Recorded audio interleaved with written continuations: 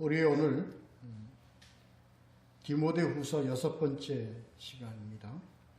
디모데후서 2장 18절서부터 26절까지 해서 오늘 2장을 끝내겠습니다. 함께 나누실 말씀의 제목은 귀히 쓰는 그릇이라는 제목으로 함께 말씀을 나누도록 하죠. 지난주 우리는 9절부터 17절까지 함께 우리가 내용을 함께 나누어 보았는데요. 잠깐 돌아보겠습니다.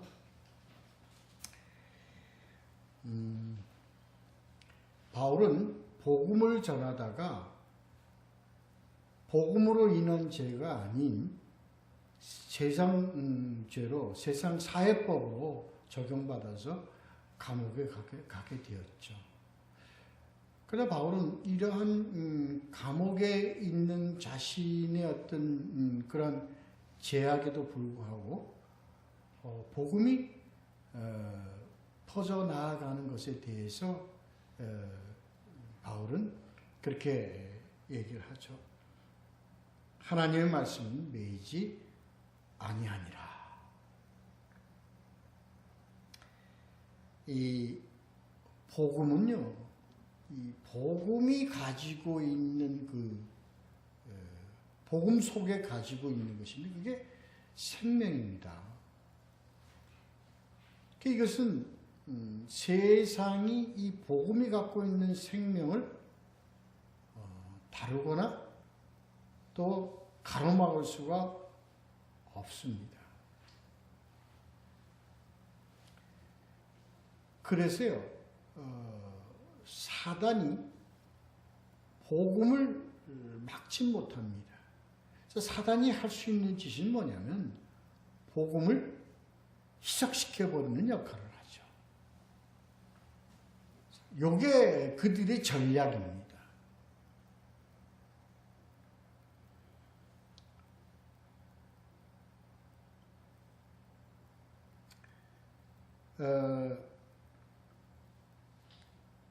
복음은 예정된 자, 다시 말해서 택함 받은 자들에게 중단 없이 전하여집니다. 그래서 그들로 구원을 받게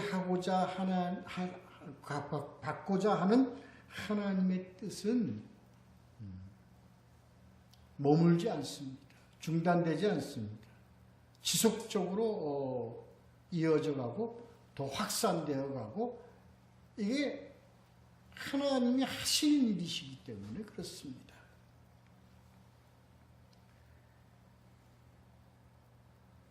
그래서 이 하나님이 예정된 뜻은요, 복음을 통하고 복음을 통해서 그 다음에 예수 그리스도와의 연합을 이루어 구원으로 이끌어 가지고자 하시는 하나님의 뜻, 이게 바로 하나님의 영광이다.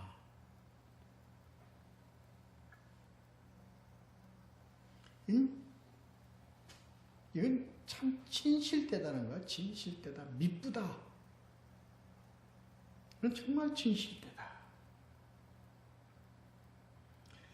주와 함께 죽었으면 또한 함께 살 것이요. 예?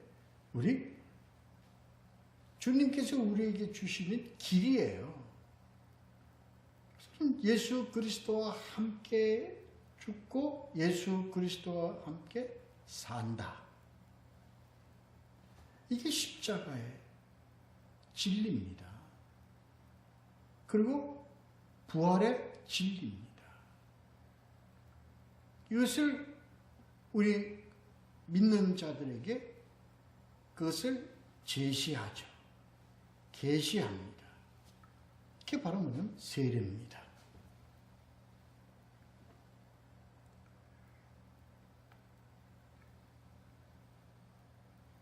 그러므로서 우리가 그리스도와 함께 죽음으로써 이 함께 사는 이 삶이 세상 종말에 우리가 부활하여서 영생으로 가는 것으로 머물지 아니하고 아버지 뜻은 뭐냐면 이 세상에서요. 이 세상에서 부활의 참맛을 보면서 살아가라는 겁니다. 그게 뭐예요? 우리로 왕노릇하게 하는 것이에요. 다시 얘기해서 우리가 복음과 함께 살면 첫째는 복음 속에 가지고 있는 생명을 가지고 살아요. 그리고 복음이 가지고 있는 능력을 가지고 살아요. 이렇게 사는 자를 하나님은 뭐래요? 자녀라고 그랬었어요. 그러므로 우리는 신분을 갖고 삽니다. 어떤 신분? 왕 같은 신분을 갖고 산다는 거야. 이게 현재겠어, 현재. 우리가 삶을 살고 있는 이 땅에서부터 우리는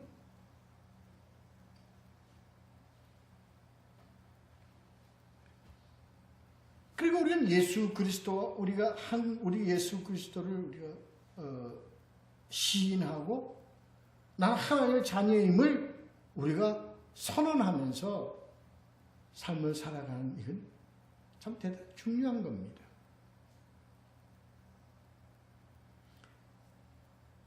우리가 예수님을 인정하고 예수님을 시인하고 예수님을 고백하고 이렇게 삶을 살아가는 그것은 바로 예수님이 우리를 시인하고 인정하는 것과 같다.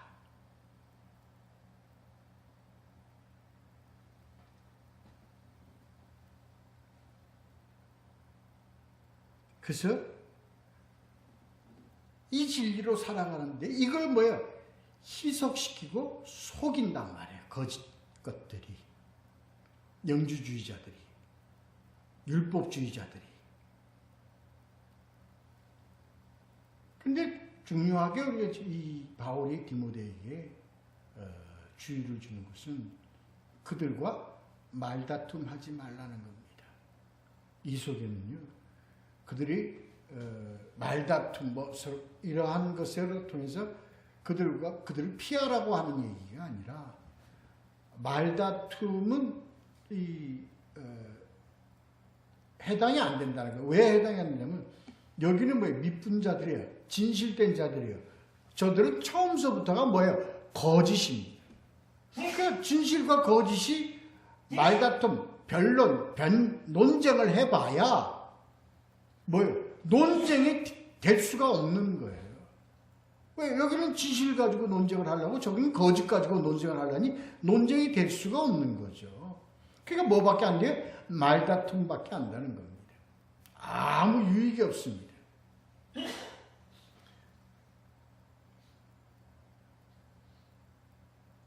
그래서 너희는 다만 진리로 가득 차서 진리를 깊게 알고 깨닫게 되는 것 자체가 뭐예요? 저들의 거짓을 분별할 수 있는 능력을 갖게 되는 것입니다. 분별력이죠. 이게 중요한 거예요. 이게요, 진리의 말씀을 가지고 저들의 거짓을 분별할 수 있는 것이 바로 뭐냐? 부끄러움이 없는 일꾼이 될 수 있는 길이라는 거예요.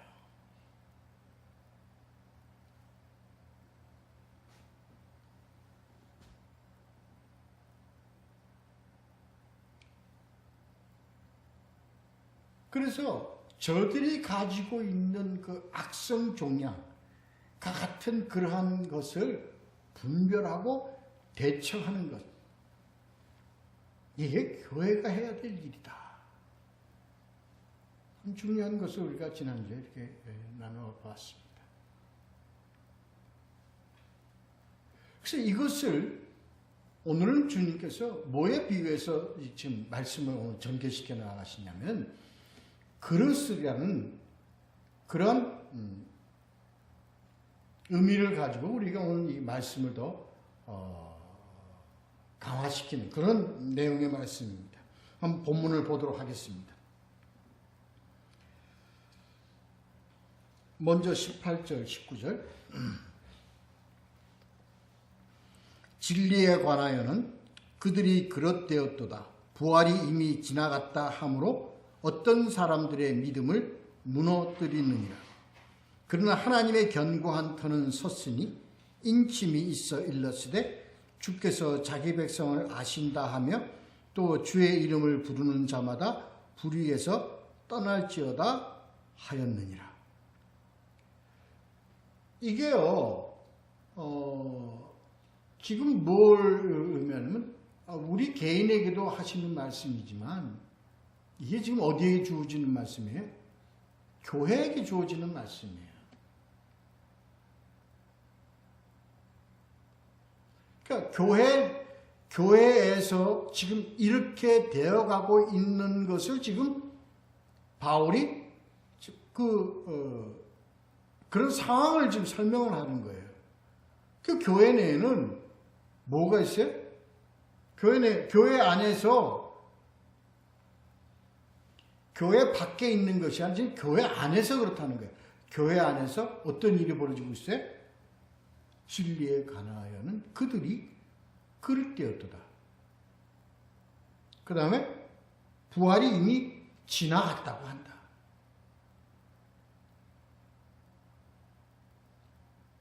지금 교회가 그러고 있다는 거예요. 교회가.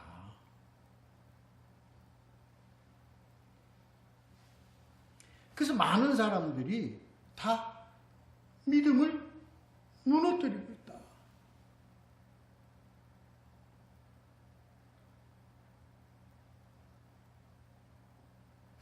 이렇게 얘기들을 합니다. 부활은 왜? 예수부터가 뭐예요? 뭐래? 부활? 예수는 뭐예요? 신화야. 거짓이에요. 이게 그들이에요, 그들. 예수는 뭐해서? 마리아가 알지 못하는 자하고 통정을 해서 간음을 해서 낳은 게 예수다. 이렇게 거짓이, 이렇게 얘기를 한다고요. 거기서부터 가야 합니다. 저들의 그 논리에는. 그렇게부터 가야 이 모든 것이 거짓이라는 것으로 돌리는데 합리적인 설명이 된다고요. 그러니까 그들의 설명은 거기서부터 나오는 겁니다. 그래서 그들은 뭘 그들은 부인합니까?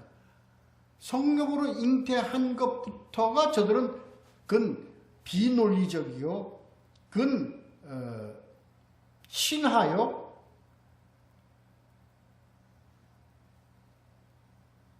그냥 신비다, 뭐 이렇게 해서 비합리적인 것으로 몰아버립니다. 그래서 왜? 그렇기 때문에 뭐까지 갑니까? 그것이 부활까지 갑니다. 이게 저들 누가 특히 그때 당시에는 누가 이걸 특히 강조를 했어요? 사두개인입니다. 그래서 사두개인은 뭐를 부인합니까? 부활을 부인합니다.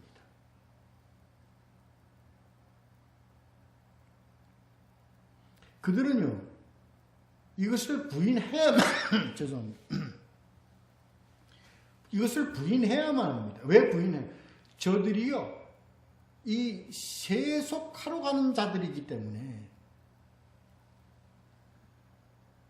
저들은 정경유착을 해야만 유지할 수 있는 집단이었습니다. 그렇기 때문에 모든 것을 뭘로? 그러니까 이성적으로 논해야 되고요. 그리고 세상적으로 이걸 논해야만 그들이 주장하는 것을 끌어갈 수 있는 입장이었습니다. 그런데 그때 당시에 사두개인들이 그랬듯이 오늘날 현대 사두개인들이 있다는 겁니다. 어디에? 교회 안에서.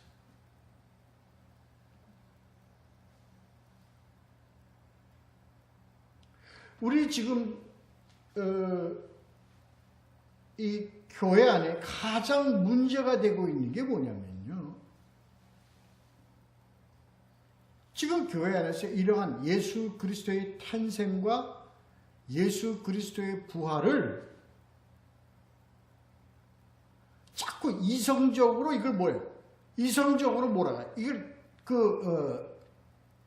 과학적으로 이걸 몰아간단 말이에요. 그러니까 일반 지식을 가지고 이것을 자꾸 비판을 한다고요.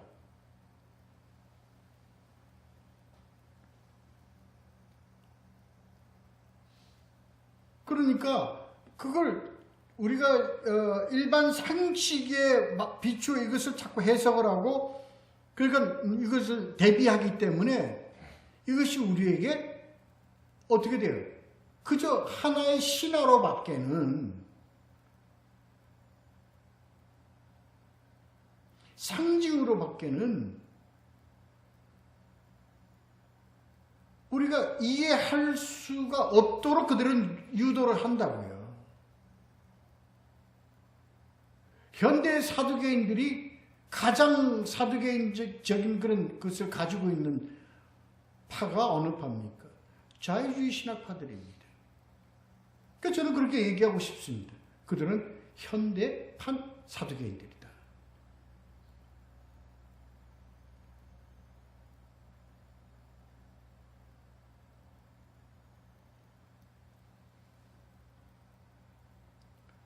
복음주의자라고 하는 자들이요, 자기는 부활을 믿는다 그러고요, 예수 그리스도 동정녀 탄생을 성령으로 잉태됐다는 것을 믿는다고 하면서도 그들이 감출 수 없는 그들이 그 속마음에서 이걸 뭘로? 그냥 하나의 상징적인 걸로밖에 전하지 않습니다.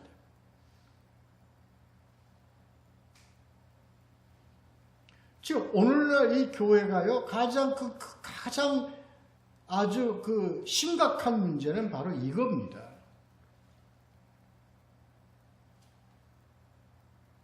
그래서 가능하면 이걸 다루지 않으려고 합니다.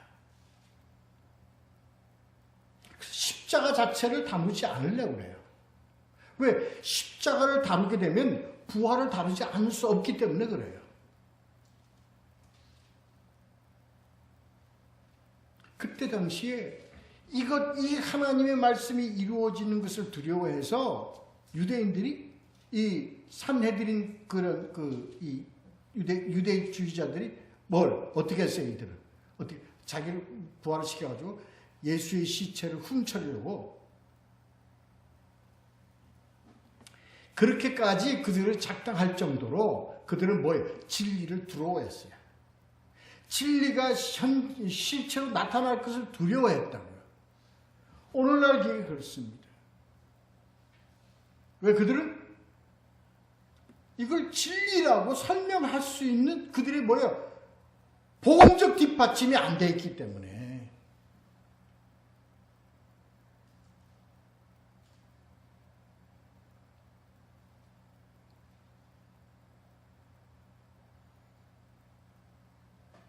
오늘 이 내용 말씀하는 이겁니다. 그랬어요. 부활은 그때로 이미 지나갔어. 옛날 얘기. 왜 옛날 얘기 들어서 지금 부활 그래? 이거 따지는 거예요. 그래서 이거 부활을 갖다가 부인한다는 얘기는 뭐예요? 내세를, 종말에, 영생을 안 믿다는 겁니다. 중요하지 않다고 보는 겁니다. 무엇이 중요하냐? 지금 사는 이 세상이 중요하다는 거예요. 이 세상이. 그래서 실체적이야, 현실적으로 가자는 거예요. 그래서 오늘날 이 모든 이 교회 이 복음의 흐름이 다 뭐냐? 다 실용적으로 가는 거예요. 현실주의적으로 가는 거예요.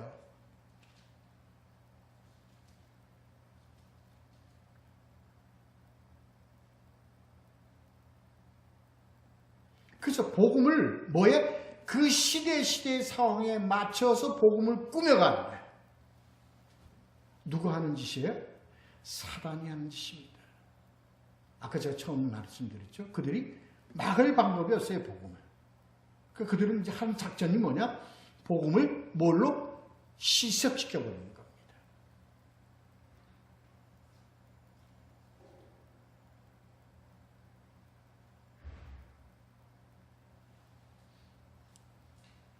유대주의자들이요, 율법주의자들. 그 다음에 지금 얘기하는 이슬람 교도들이요. 다 어떻게 됐어요?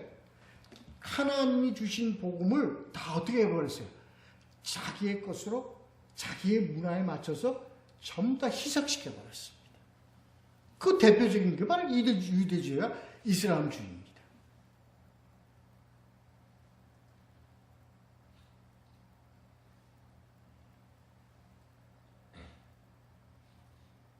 그게 그들이 수천 년에 걸친 그들의 문화 속에 숨어든 그들의 행태지만 그게 어디서부터 출발을 했어요? 모두가 다 성경에서부터 출발을 했습니다. 그래서 그들의 경전은 다 뭡니까? 성경입니다. 그래서 그 성경을 그들에게 맞추어서 바꾼 게 그들의 경전입니다.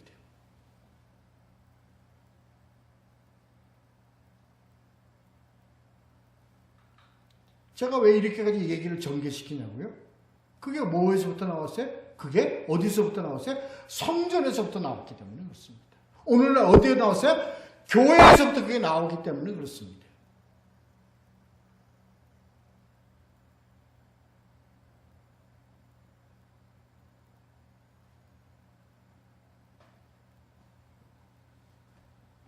그래서요, 그들이 뭐예요?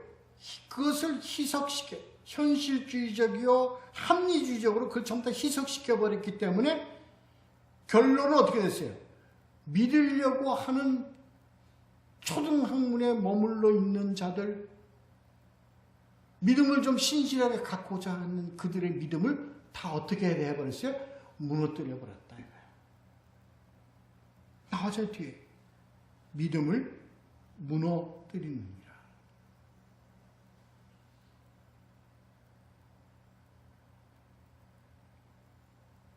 그래서 오늘날 교인들이요, 구분이 안 돼 있습니다. 잘못된 것과 잘된 것이 구분이 안 돼 있습니다. 이단과 우리 복음과의 사이를 잘 구분을 못해요. 그렇기 때문에 그들이 휙휙 넘어가 버리고 맙니다.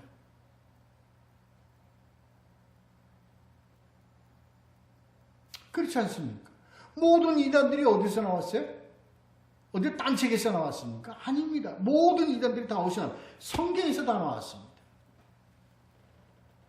성경을 어떻게 보느냐에 따라서 다 나왔습니다. 거기에 다 무너졌습니다. 다 무너졌습니다.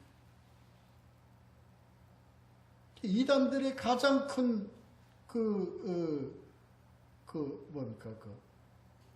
특징들이 다 뭐냐? 그들이 다 뭐예요? 예수 부인이에요.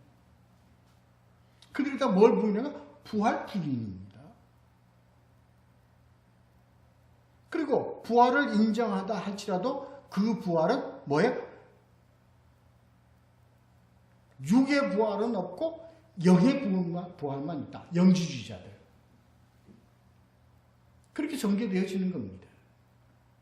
육은 후패하고 영은 선하다. 이걸 바울의 말을 잘못 아주 왜곡시켜가지고 그게 영주주의자입니다. 영주주의자들의 근본 사상은 어디서 나오냐? 플라톤에서 나왔습니다. 플라톤은 이원론에서 나오는 겁니다. 영은 선하고 육은 악하다. 이거에서 나온 겁니다.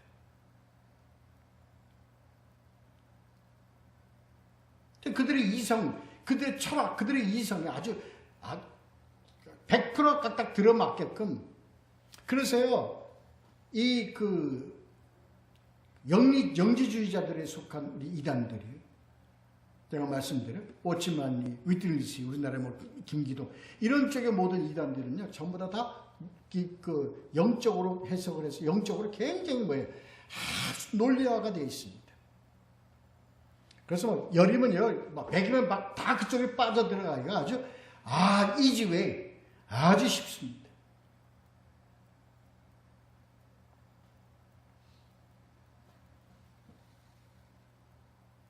그러나 그건 어떻게 그냥 정해져 있습니다. 이게 세상 끝날까지 간다는 겁니다.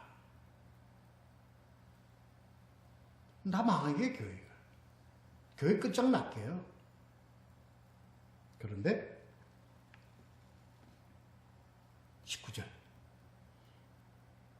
하나님의 견고한 터는 섰으니. 하나님의 견고한 터라는 게 뭐예요? 그렇습니다.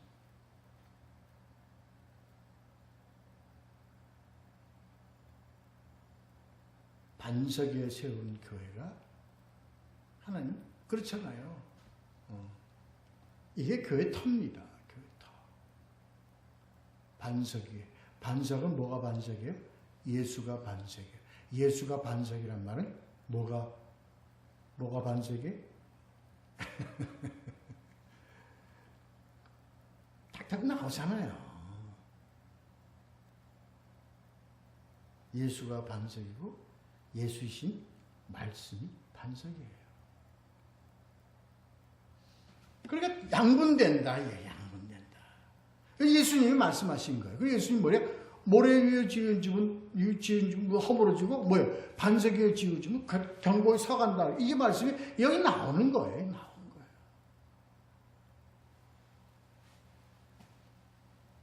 근데 이게 반석 위에 세우는 것은요. 뭘로 인해서 인정되어지고 이루어지는 거냐? 뒤에 바로 나오죠. 인침이 있어. 인침이 있다는 건 뭐예요?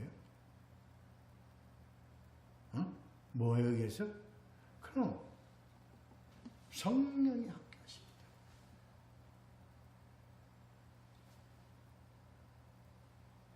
이게 바로 성령 역사입니다. 이게 성령의 역사가 뭐가 성령의 역사냐면 성령 사역이고 성령 역사가 뭐냐면 바로 인침이에요. 인침.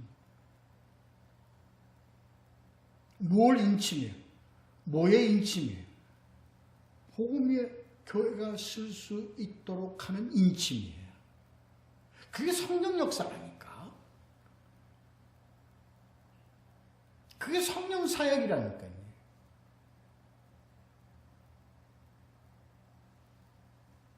성령 사역이라고 그러고 맨 거짓말하는 것들 그거 절대 믿지 말고 따르지 마십시오. 성령 사역은 다른 게 성령 사역이 아닙니다. 반석 위에 교회가 쓸 수 있도록 인치는 거예요. 다시 말해서 복음 위에 교회가 쓸 수 든든히 서서 견고히 갈 수 있도록 인치는 사역이 성령 사역이란 말이에요. 성령 역사란 말이에요.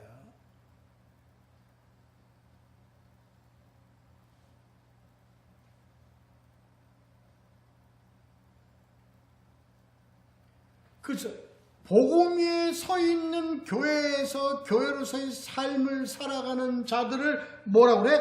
자기 백성을 하나님이 아신다 한단 말이에요.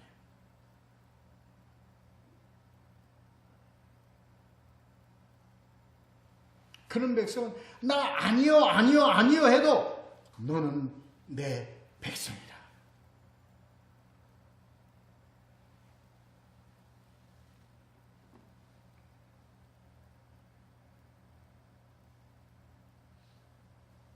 그래서 이걸 우리가 인쳐서 우리에게 주의 말씀을 깨닫게 하는 이 말씀은 너희는 뭐에서? 불의에서 떠나라. 맞습니다. 이게 교회가 하는 거예요. 교회가.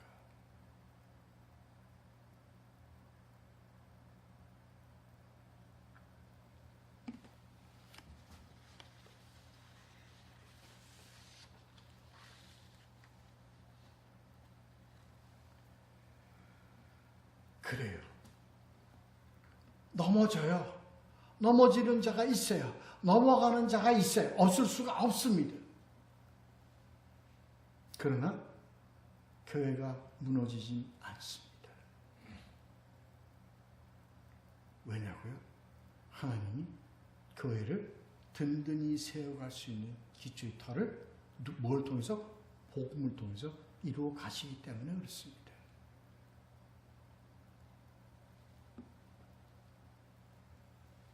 그래서 우리에게 하나님께서 너를 내가 아노라. 너는 불의에서 떠나라. 이거 뭘 얘기하는 거예요? 우리로 하여금 하나님의 아들됨을 믿게 하시고 우리는 하나님의 백성임을 우리가 알게 하고 깨닫게 하며 그리고 우리가 불의를 알아 깨달아 그 불의를 물리칠 수 있도록 하는 것이 뭐예요? 성령 사역이고 성령의 인침이란 말이에요. 이게 뭐예요? 축사입니다. 이게 영적 전투에서 승리하고 가는 길입니다. 누가 하는 거예요? 교회가. 그러니까 교회가 이렇게 할 수 있도록 해야 되는 것이 교회의 사명이요. 교회의 길이에요.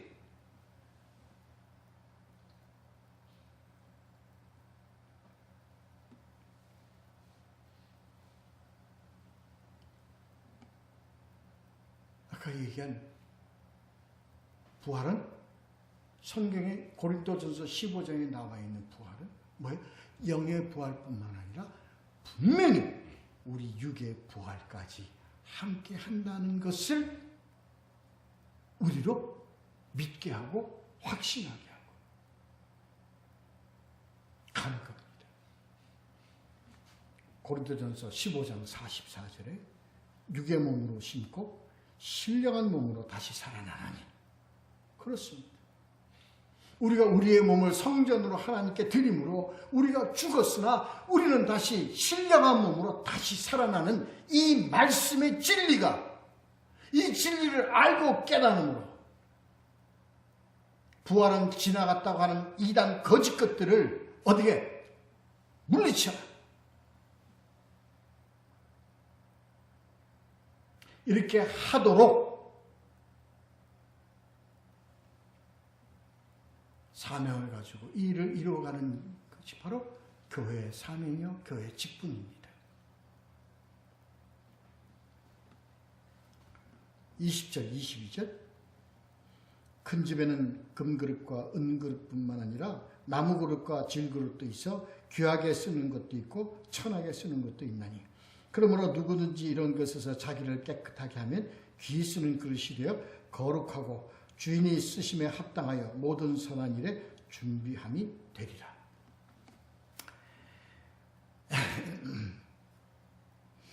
여러분이 귀 쓰는 그릇과 천이 쓰는 그릇에 대해서 여러분 우리 고린도전서에서 다 했어요. 기억나십니까? 천이 쓰는 그릇과 귀 쓰는 그릇이 뭐예요? 뭘 의미하는 거예요? 뭘 의미하는 거예요? 우리 옛날에 여기에 대한 설교 많이 들었습니다. 옛날에 우리가 설교 들을 때 그렇게 듣지 않았습니까? 귀 쓰는 그릇은 아주 높은 직분의 하나님의 일꾼으로 쓰임받는 거고 천이 쓰는 그릇은 저 교회 맨 밑바닥에서 일하는 사람들도 그렇게 쓰는 그릇들이라는 내용으로 설교 들은 기억이 없으신가요? 있죠.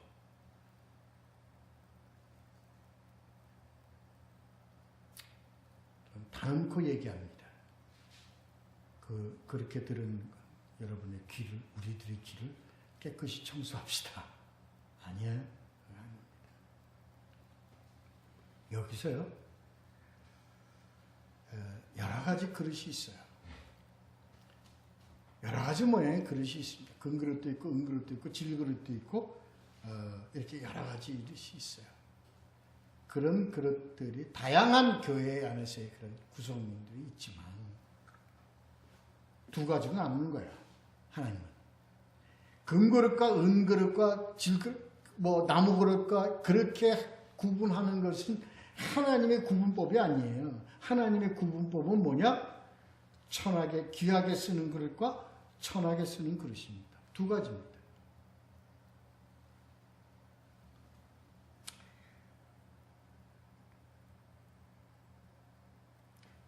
이 위에 금그릇, 은그릇, 나무그릇, 그 다음 질그릇에 관한 것은 이렇게 설명을 합니다. 로마서 9장 24절에 이 그릇은 우리니 곧 유대인 중에서뿐만 아니라 이방인 중에서도 부르신 자니라. 이게 뭘 얘기하는 겁니까? 모든 의 의미를 포함하고 있는 겁니다.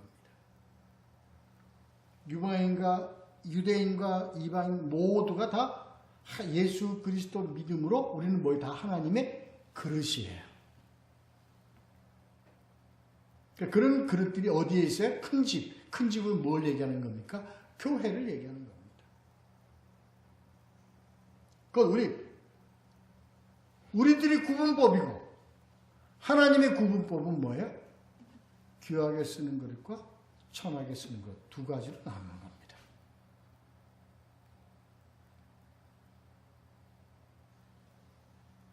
이거 잘 보셔야 됩니다. 금그릇과 은그릇과 질그릇과 뭐는 다 어떻게 뭐에 보기에 구분되어지는 겁니까? 사람이 눈으로 보는데 구분되어지는 겁니다. 그러니까 이 그릇의 구분은요, 하나님이 구분하는 것이 아니라 우리 이 가시적 교회에서 보여지는 우리 사람들의 눈에 나타나는 그런 그릇들이에요. 그게 금그릇과 은그릇과 질그릇과 나무그릇 이렇게 있다는 얘기예요. 그런데 하나님은 어떻게 나눠? 그런 그릇들을 뭘로 나눠? 귀하게 쓰는 그릇과 천하게 쓰는 것 둘로 나누는 겁니다. 귀하게 쓰는 그릇은 뭡니까?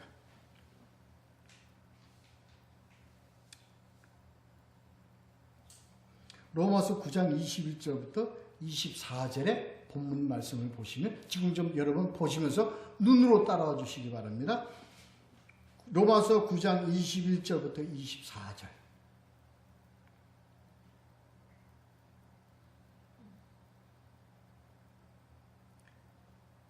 영광 받기로 예비하신 바 긍휼의 그릇 찾으십시오. 거기에 나와 있습니다. 23절 나와 있습니다. 그게 무슨 그릇이에요? 귀한 그릇입니다. 그 다음에 천한 그릇은요? 뭐가 천한 그릇입니까? 진노의 그릇 찾으십시오. 진노의 그릇. 다시 말해서 뭘 두입니까? 거짓 교사들.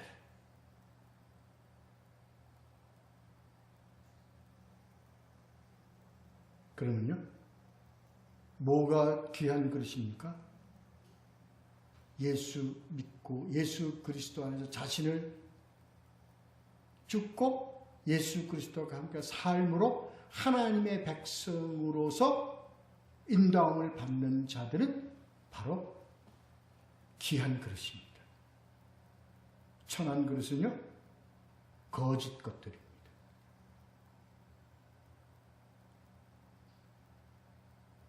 절대로 이거 잊지 마십시오.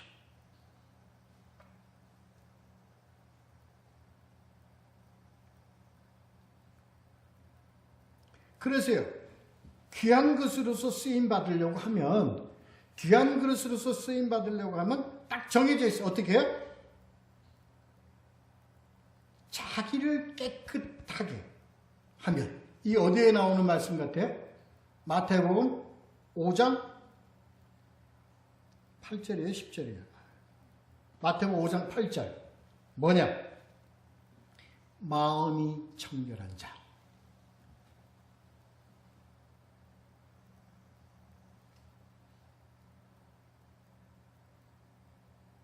그래요. 그렇게 깨끗하게 쓰임 받으면 어떻게 돼요? 벌써 그는 귀 쓰는 그릇이 된다는 얘기입니다.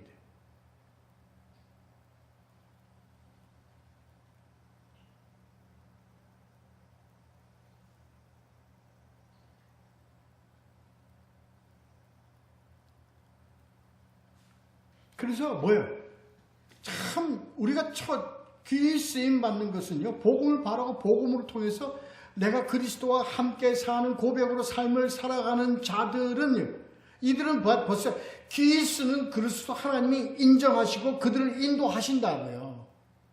그래서 그들에게 뭘 줘요? 분별력을 갖게 해요. 분별력을 갖게 함으로써 그들을 물리친다는 거예요. 뒤에 나와 있잖아요.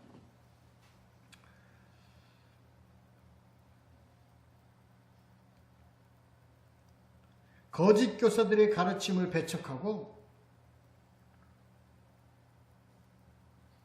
그들을 물리치는 자들이다. 나와 있어요. 글쎄요, 우리가 복음 안에서 산다는 게 얼마나 중요한 거냐면, 이게 뭐 역할을 다 하는 겁니까? 교회의 역할을 다 하는 거라고요. 이게. 오늘 본문 말씀에서 그대로 나와 있잖아요. 22절, 26절 있습니다. 또한 너는 청년의 정욕을 피하고 주의 깨끗한 마음으로 부르는 자들과 함께 의와 믿음과 사랑과 화평을 따르라.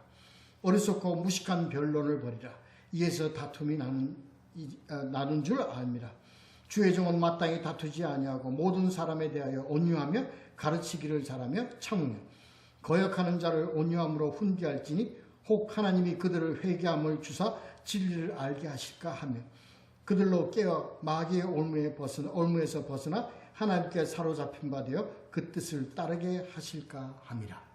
이게 이 말은요, 22절부터 26절은요, 앞에 나온 말씀들을 어떻게 해요? 다시 재결론, 요약하는 말씀들입니다.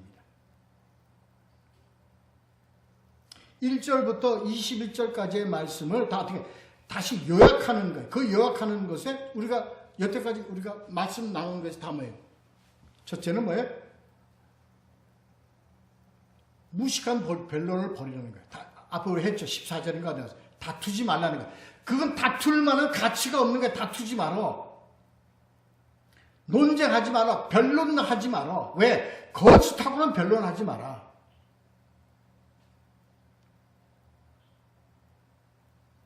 그들은 거짓이기 때문에 그렇다는 거예요. 거짓이기 때문에. 시작부터 끝까지가 거짓이기 때문에 논쟁할 대상이 못 된다는 거예요. 논쟁할 가치가 없다는 거예요. 아무 유익이 없어.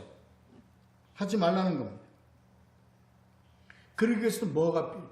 감정을 우리가 잘 분노하지 말아야 돼요.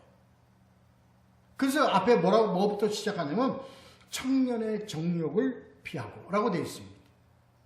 혈기 부리지 말라는 거예요. 이거 저한테 하는 말씀입니다. 감정 앞세우지 말라는 거예요. 업셋되지 말라는 거예요.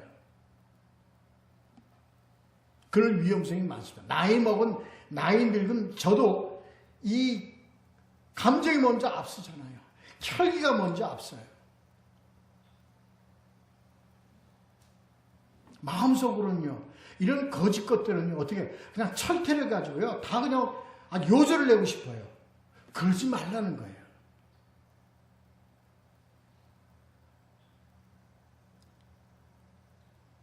뭐 여기서는 다 들어가죠. 무슨 꼭 그런 것뿐만 아니라 성욕, 식욕, 탐욕, 이런 거 다 조절을 잘 하라는 얘기입니다.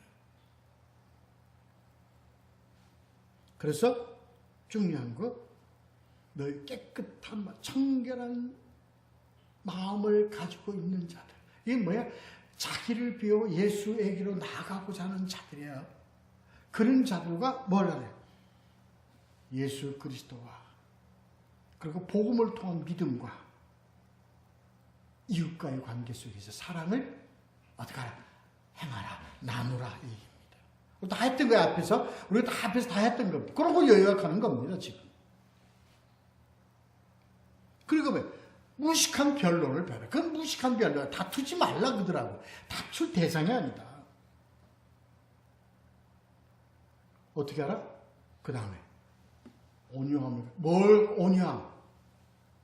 예수 그리스도가 하신 말씀. 내가 온유하니 너희도 온유하라 하는 온유함입니다. 그 온유함 속에 뭐가 들어있어요? 예수 그리스도가 말씀하실 때 원수를 사랑하라. 원수의 참 의미는 우리가 다 했죠. 원수는 뭐에 대한 원수예요? 복음에 대한 원수입니다. 하나님에 대한 원수입니다. 진리에 대한 원수입니다. 그들을 사랑하여 그들을 온유함으로 잘 가르쳐라. 가르쳐야 돼요. 그들에게 홀로 논쟁할 것이 아니라 뭐예요?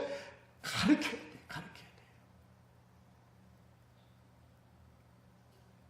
가르칠 때 뭐하고 가르쳐야 돼? 잘 가르치고 잘 참아야 돼. 잘 참아야 돼. 왜? 인내가 있어야 된다고요. 그들하고 논쟁할 게 아니라 온유함으로 그들을 훈계해야 된다. 훈계는 엄격한 권면입니다.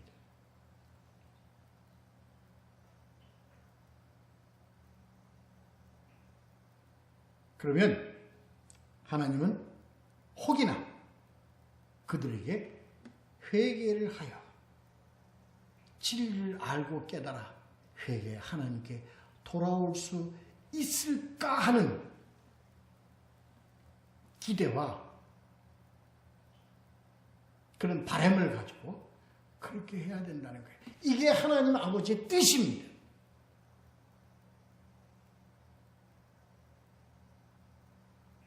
원수를 사랑하라 하는 참된 의미를 우리가 알아야 됩니다. 그들은 사단에 잡힌 자가 되었기 때문에 그들은 지금은 복음의 원수이나 그들에게 계속적으로 가르치고 온유함으로 가르치고 참고 인내하며 그들이 다시 돌아올 수 있도록 깨달을 수 있도록 온유함으로 그들을 훈계하여 돌아올 수 있을까 하는 그런 바람과 기대함으로 그들을 대하라. 이게 아버지의 뜻이다. 이게 뭐의 역할이에요? 교회의 역할이야. 교회의 역할. 믿고 바라고 순종하시는 여러분이 되시기를 축원합니다. 기도하도록 하겠습니다.